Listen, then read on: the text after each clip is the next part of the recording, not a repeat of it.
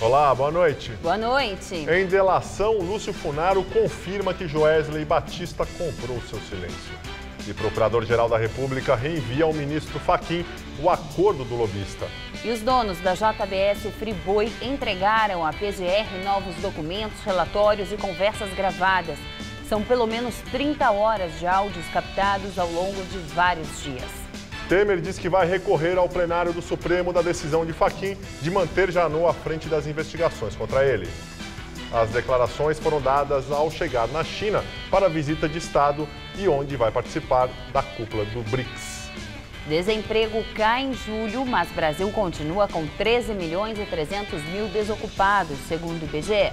Após críticas, governo suspende efeitos de decreto e anuncia amplo debate sobre a Amazônia paraense. Você acompanha essas e outras notícias após o intervalo. Até já.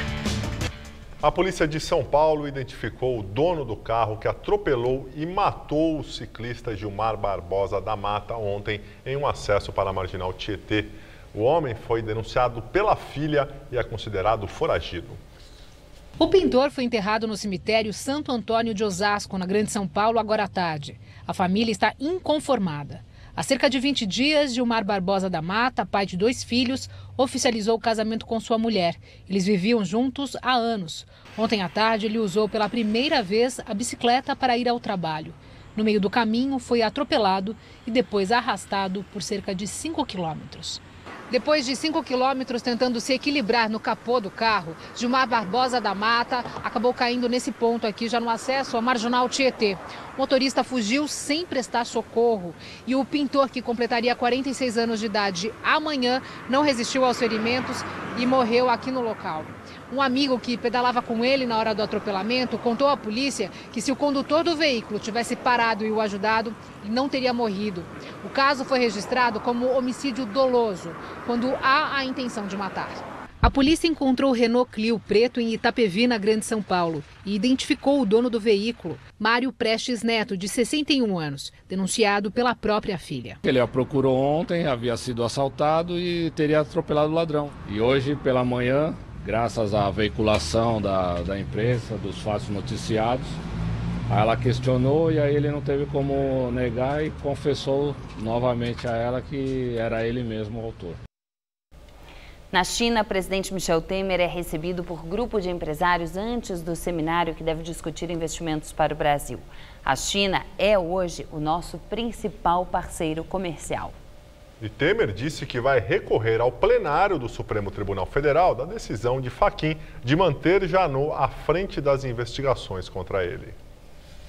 Temer disse que tomou a decisão de pedir a suspeição de Janot porque, na avaliação dele, quando alguém começa a agir suspeitamente, não se pode manter o silêncio. A defesa do presidente alegou parcialidade por parte do Procurador-Geral da República. No entanto, o ministro Edson Fachin disse que as alegações não permitem a conclusão da existência de uma relação de inimizade capital entre o presidente da República e Rodrigo Janot. Não é desqualificar. E quem decide é o Judiciário. O Judiciário é que vai decidir o que deve haver, se há suspeição ou não há suspeição. As declarações de Temer foram dadas ao chegar na China. É a segunda visita dele ao país desde que assumiu o governo em maio do ano passado. Temer quer apresentar aos empresários e ao governo chinês o pacote de concessões e privatizações que foi lançado na semana passada. O plano inclui 57 projetos, entre eles portos, estradas, a Eletrobras e o aeroporto de Congonhas. O governo espera arrecadar cerca de 40 bilhões de reais. A primeira parte da viagem à China será em Pequim, onde ele vai se encontrar com o presidente chinês Xi Jinping, o primeiro-ministro do país Li Keqiang e com empresários locais. Segundo o governo, durante a estadia na China, Temer vai tentar ampliar a diversidade das exportações do Brasil para o país asiático e também buscará novos investimentos, especialmente na área de infraestrutura. No domingo, o PMDBista participa da 9ª cúpula do BRICS, o grupo formado por Brasil, Rússia, China, Índia e África do Sul. O encontro será na cidade de Xiamen, na província de Fujian. De acordo com a presidência, Temer tentará intensificar o engajamento das atividades do novo Banco de Desenvolvimento, criado em 2014 e operado pelos países do BRICS. A intenção do Planalto também é reforçar o pacote de concessões e privatizações. Temer deve chegar ao Brasil na próxima quarta-feira, dia 6. Aos jornalistas, ele defendeu ainda o decreto que extinguiu a chamada Reserva do Cobre na Amazônia Paraense. Vocês sabem que lá havia uma exploração clandestina, não é? Ilegal, do minério. Vocês verificaram pelo decreto que foi expedido que há preservação absoluta de toda e qualquer área ambiental e qualquer área indígena, não é? E o que há é uma regularização daquela exploração que se faz naquela região. Nada mais do que isso, é de uma singeleza ímpar. E o governo anunciou agora à noite a paralisação de todos os procedimentos sobre mineração na Reserva Nacional do Cobre e Associados, conhecido como RENCA, a Amazônia Paraense. De acordo com o Ministério de Minas e Energia, o governo vai fazer um amplo debate com a sociedade para pensar alternativas para a proteção da reserva. O decreto que extinguia a área foi alvo de críticas. A Justiça chegou a paralisar qualquer ato sobre o local. E o Procurador-Geral da República, Rodrigo Janot, reiterou hoje o pedido de abertura de inquérito para investigar o presidente Michel Temer por corrupção e lavagem de dinheiro. O caso envolve a edição de um decreto do setor de portos que beneficiou a empresa Rodrimar, que atua em Santos, no litoral paulista. Quando denunciou Temer por corrupção passiva devido à delação da JBS, Janot já tinha pedido a abertura de novo inquérito para investigar Temer e Rocha Loures pelo decreto do setor de portos. Na época, o ministro Edson Fachin pediu esclarecimentos a Janot sobre se queria abrir uma nova investigação ou se preferia reabrir um inquérito antigo sobre o suposto envolvimento de Temer com irregularidades em portos, arquivado em 2011. Hoje, Janot afirmou que não se trata dos mesmos fatos, porque a apuração anterior abordava fraude em licitações na Companhia Docas do Estado de São Paulo e crimes contra a ordem tributária. O Procurador-Geral da República pediu ainda que o caso seja sorteado para um novo relator por não ter nenhuma relação com os fatos apurados na Lava Jato. E agora o comentário de Josias de Souza, direto de Brasília. Ele fala do governo Temer e sobre um ano do impeachment de Dilma. Quando Dilma sofreu o impeachment, o petismo dizia que as ruas exigiriam a sua volta. Um ano depois, nem o PT deseja tamanho pesadelo. Quando a presidência lhe caiu no colo, Michel Temer dizia que uma ponte para o futuro levaria o país à prosperidade. Hoje, o futuro do seu governo é um passado que não passa. Se dependesse das ruas, Temer também seria ex-presidente. Mas ele carrega algo que faltou à sua antecessora, uma experiência parlamentar de 3 décadas. Muita coisa aconteceu em um ano, mas quando a posteridade puder falar sobre esse período, desprezando os detalhes, dirá que Temer tratou a saída constitucional do impeachment como uma porta giratória que manteve o país rodando em torno dos seus defeitos como um parafuso espanado.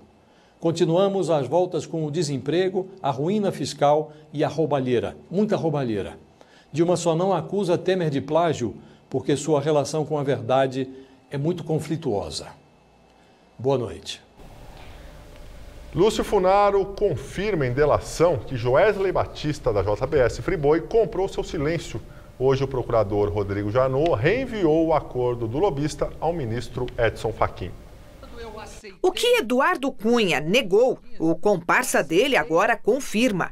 Segundo o jornal O Globo, o doleiro Lúcio Funaro disse em delação que recebeu, sim, dinheiro do dono da JBS Friboi para ficar calado e, assim, proteger políticos influentes acusados de corrupção. Entre eles, Michel Temer e auxiliares dele. Versão que Joesley Batista defende desde que gravou o presidente da República no porão do Palácio do Jaburu. Naquela noite, em 3 de março, segundo o Ministério Público, Temer concordou ao dizer tem que manter isso com os pagamentos regulares a Cunha e a Funaro que o empresário lembrou que vinha fazendo. A A delação de Funaro ainda precisa ser homologada pelo Supremo Tribunal Federal. Ontem, o ministro Edson Fachin pediu alguns ajustes, o que o Ministério Público fez hoje sem perder tempo e já enviou o acordo de volta ao ministro. É que na delação do doleiro estariam as peças que faltavam para embasar a segunda denúncia contra Temer, que o procurador-geral Rodrigo Janot, no fim do mandato, tem pressa para apresentar. Ele deve acusar o presidente de obstrução da justiça e organização criminosa. Da primeira vez, o procurador denunciou Temer por corrupção, mas aliados do presidente na Câmara dos Deputados barraram a investigação. O delator Lúcio Funaro já tinha dito à Polícia Federal que a família dele vinha sendo sondada pelo então ministro e articulador político de Temer, Gedel Vieira Lima, sobre a possível delação do doleiro. Motivo pelo qual Gedel acabou sendo preso, o que obrigou Temer a indicar outro interlocutor para os acertos com Joesley.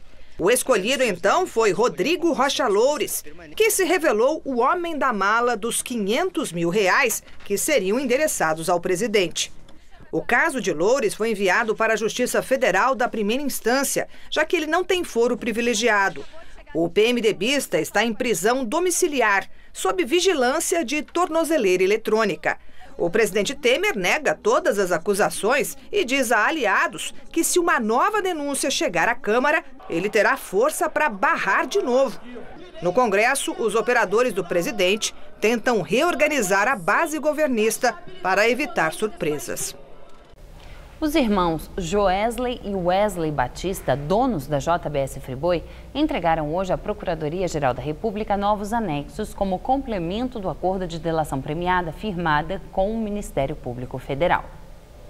Os anexos entregues para Rodrigo Janot pelos irmãos Joesley e Wesley Batista incluem novas gravações feitas pelos donos da JBS Friboi com políticos de Brasília, além de documentos e relatórios que comprovam propina paga a parlamentares.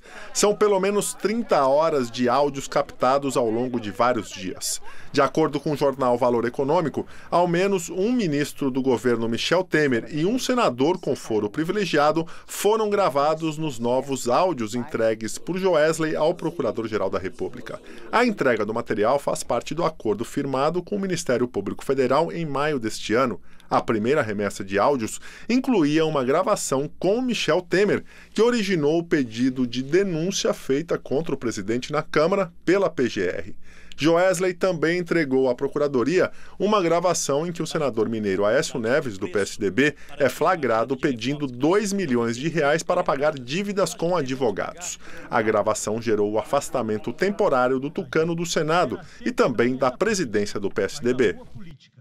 E a Justiça Federal de São Paulo concedeu liminar proibindo os representantes dos irmãos Batista de votar na Assembleia de Acionistas da JBS marcada para amanhã. A liminar foi obtida pelo BNDES e pela Caixa Econômica Federal. O grupo de controladores que reúne os irmãos Joesley e Wesley Batista está impedido de votar em 2 dos 5 pontos da pauta da Assembleia. Segundo um comunicado divulgado pelo BNDES, os 2 itens vedados ao voto dos controladores tratam de medidas a serem tomadas pela companhia com vistas à responsabilização dos gestores por prejuízos causados à empresa e de autorização da companhia para indenizar e manter seus administradores. A JIF Holding, que controla os negócios dos irmãos Batista, vai tentar cassar a liminar até às 10 horas da manhã de amanhã, quando começa a Assembleia. Mesmo sem acordo, o presidente em exercício da Câmara, André Fufuca, do PP, convoca 3 sessões para votar reforma política na próxima semana. Apesar da dificuldade de se chegar a um consenso, Fufuca agendou para segunda, terça e quarta as votações, antes do feriado da Independência. Ele argumenta que o Congresso tem que mostrar uma resposta e irá tentar votar. Não há entendimento entre os parlamentares em pontos polêmicos do texto, como o novo modelo de financiamento das campanhas e o formato de eleição para o Legislativo. Há semanas, os deputados tentam aprovar a matéria. É uma questão que a sociedade está ansiosa, o Congresso tem que mostrar uma resposta e nós iremos tentar na próxima semana. A pressa do presidente em exercício, André Fufuca, em colocar em votação a reforma política tem uma razão. Para entrar em vigor nas eleições do ano que vem, a matéria precisa ser aprovada na Câmara e no Senado até outubro. No entanto, alguns deputados acreditam que a Câmara vai barrar as mudanças. E após horas de discussão, o Congresso Nacional chegou a aprovar na madrugada desta quinta-feira o texto base do projeto de lei que autoriza o governo a aumentar o déficit primário de 139 bilhões para 159 bilhões de reais em 2017. Mas, por falta de quórum, a sessão foi encerrada sem concluir a votação. Com isto, o governo foi obrigado a enviar hoje ao Legislativo a proposta de orçamento da União de 2018 com as previsões de receitas e despesas desatualizadas. A oposição reclamou. As consequências para a economia são desastrosas. Pode ser aumento da taxa de juros, aumento da inflação, venda de títulos da dívidas, um desequilíbrio econômico total. A base do governo rebateu as críticas. O governo continua em função da frustração, principalmente da arrecadação, que tem diminuído sistematicamente, teve que ampliar a meta fiscal para manter os serviços essenciais do governo em funcionamento. O ministro Edson Fachin, do Supremo Tribunal Federal, negou um pedido de liminar impetrado pela Associação dos Magistrados Brasileiros, que tentava assegurar o aumento de mais de 16% nos salários dos juízes do país. Ao negar o pedido, Fachin alega que o aumento é incompatível com a situação fiscal do Brasil e lembrou que os próprios ministros do STF decidiram ficar mais um ano sem elevação de salário para não sacrificarem a folha de pagamento dos demais setores do judiciário. E agora o comentário de política com José Neumann e Pinto. Recentemente o ministro Gilmar Mendes mandou suspender um penduricalho de 40% para juízes do Acre que estavam cobrando porque tem título de bacharel, né? Agora o Fachin rejeitou um pedido de aumento de 16% dos juízes. Os juízes estão com muita popularidade no Brasil e estão querendo se aproveitar para pôr em frente a moda da insensibilidade. Num momento de crise, com o desemprego altíssimo, com um mau funcionamento da economia. Olha, eu só conheço gente que trabalha muito mais do que trabalhava há 2, 3 anos e ganha muito menos. O juiz querer um aumento numa situação dessa é realmente achar que é melhor do que os outros, só porque combate a corrupção. O combate à corrupção é importante que o juiz seja honesto, é importante que o juiz ganhe bem, mas o juiz é um servidor público como outro qualquer, é um brasileiro como outro qualquer e tem que se cingir às regras constitucionais, porque senão ele não estará exercendo muito bem a sua profissão. Além disso, tem que ter um mínimo de sensibilidade social, tem que saber que numa situação como essa não pode ganhar o que acha que merece ganhar. Bom, eu volto aqui na terça-feira que vem direto ao assunto. Até. No Paquistão, 5 suspeitos de ligação com o Talibã são absolvidos da acusação de conspirar para a morte da ex-primeira-ministra Benazir Bhutto. Ela foi assassinada em 2007 durante um comício.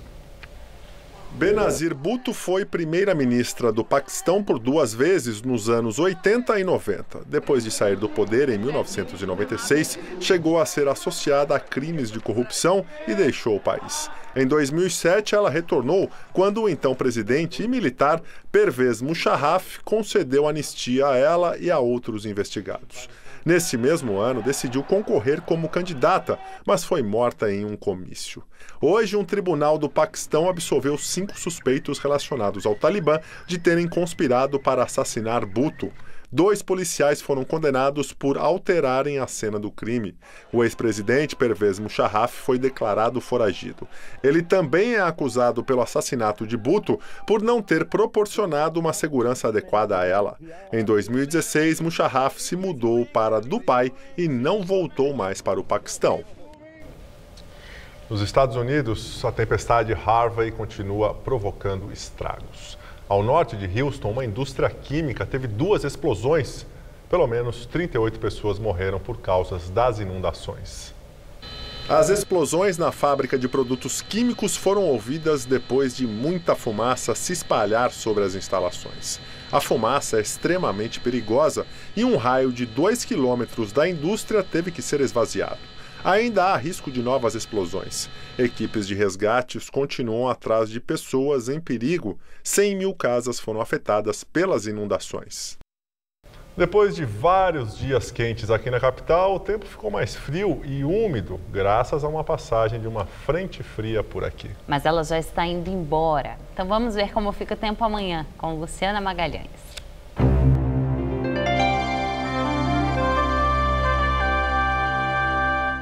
O tempo volta a se firmar aos poucos nos próximos dias aqui em São Paulo.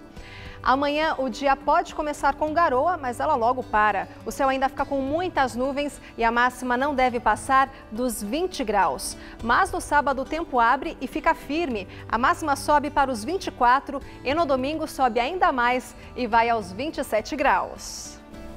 A taxa de desemprego no Brasil ficou em 12,8% no trimestre encerrado em julho. O resultado representa queda de 0,8 ponto percentual em relação ao verificado no trimestre encerrado em abril. Os dados fazem parte da PNAD contínua divulgada hoje pelo IBGE. No trimestre de maio a julho, havia aproximadamente 13.300.000 pessoas desocupadas. Depois de bater recordes em função da crise, a taxa de desemprego vem em trajetória de queda. E mais de 1 milhão de vagas apenas do setor de construção civil foram fechadas em todo o país no primeiro semestre deste ano. Em busca de emprego, com carteira assinada, muitos profissionais estão mudando de área. No centro da capital paulista, as ofertas ficam espalhadas num conhecido ponto de anúncios de empregos. A Rua Barão de Itapetininga sempre foi conhecida como a Rua do Desempregado, porque muita gente vai até ali olhar os postes repletos de oportunidades de empregos em diferentes áreas. Entre uma história e outra, quem para, além da falta de carteira assinada, tem em comum a esperança de encontrar uma vida nova em algum panfleto. Todos os olhos estão em busca de palavras como contrata-se e início imediato. É a luta contra o desemprego. Só na construção civil, segundo o IBGE, foram mais de 1.400.000 vagas fechadas apenas no primeiro semestre deste ano. E daí volta um recorrente e antigo problema para encontrar emprego: a empresa exigir experiência profissional. Canteiros de obras parecem que se multiplicam, mas é só impressão, porque segundo a Associação Brasileira de Incorporadoras Imobiliárias, houve um recuo de quase 10% na quantidade de lançamentos de prédios em todo o país em junho deste ano, comparado a junho do ano passado. Se as obras diminuíram, os empregos também. E entre os panfletos, a tal palavrinha que preocupa o trabalhador está ali: experiência. Não, o difícil é a experiência, que o pessoal pede muita experiência em carteira. Aí o pessoal está querendo sair de algumas áreas que não tem experiência, ou a experiência que tem é pouca que o mercado exige. Só que o que falta é qualificação. Por exemplo, você hoje fazer um curso de vigilante não é menos que R$500. E para você ter R$500 com a crise que está, é aquele negócio, ou você paga as contas ou você se qualifica. O José Hélio começou a cursar matemática, mas o bolso apertou e ele precisou largar. É aquele negócio. O emprego não tem, mas as contas chegam todo mês. Você tem que correr, tem que se virar, matar um leão por dia. Nessa de mudar de ramo, o Fabrício largou a vida como açougueiro. Ele conseguiu um trabalho temporário como auxiliar de gesseiro, mas quer mesmo um emprego fixo. Muita gente desempregada, tem muita gente também e não dá mais açougue. Tem que se virar de outra forma, né? Se não dá certo de uma coisa, dá certo de outra. Vai vender uma água na rua, vai vender qualquer coisa. Não pode ficar parado, né? Para esculpir a vida profissional, o jeito é cada um ter essa paciência do artesão Francisco. O paraibano de 71 anos é modesto para falar que era um pedreiro dos bons. Levantar casa, colocar piso, rebocar, todos os trabalhos que envolvem pedreiro. Reboco, piso, azulejo, tudo. Não, a gente nunca fala que é bom, sempre era médio. Não era meia colher, mas era uma colher completa. E agora vamos ao comentário de economia com Denise Campos de Toledo. O desemprego ainda é bem maior que do ano passado, ainda existem áreas bem ruins, como a da construção, mas o desemprego vem caindo mais rápido do que se esperava, apesar da expansão de 0,7% da força de trabalho em comparação com o trimestre encerrado em abril e de 1,6% sobre o mesmo trimestre de 2016. Isso quer dizer que o desemprego diminuiu, mesmo com um contingente maior de trabalhadores no mercado. A reação tem vindo principalmente do emprego informal, sem carteira assinada ou por conta própria, as pessoas que não conseguem uma vaga e passam a exercer uma atividade individualmente. Mas com o aumento da informalidade ou não, o fato é que há uma recuperação do emprego que tem ampliado a massa de rendimento. A expansão foi de 1,3% sobre o trimestre anterior, o que reforça o consumo com repercussão no ritmo de atividade. Aliás, a própria equipe econômica do governo já aposta no consumo como alavanca para um desempenho melhor da economia daqui para 2018. Além dessa melhoria, ainda pouco expressiva, mas melhoria do mercado de trabalho, a inflação mais baixa e os juros em queda também tendem a estimular mais o consumo, sendo que na semana que vem o Copom, o Comitê de Política Monetária do Banco Central, volta a se reunir e deve cortar a taxa básica em mais um ponto, para 8,25% ao ano.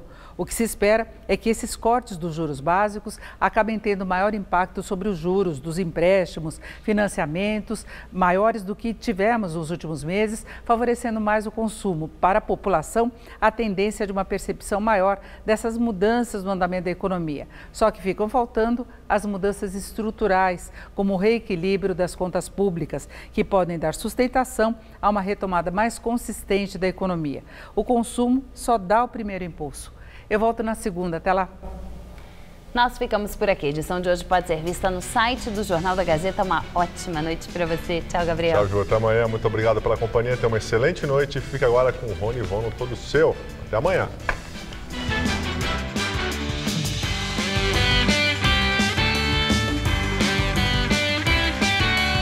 A dupla Teodoro e Sampaio solta a voz na festa sertaneja desta sexta, 10h30 da noite. Assista agora. Todo seu.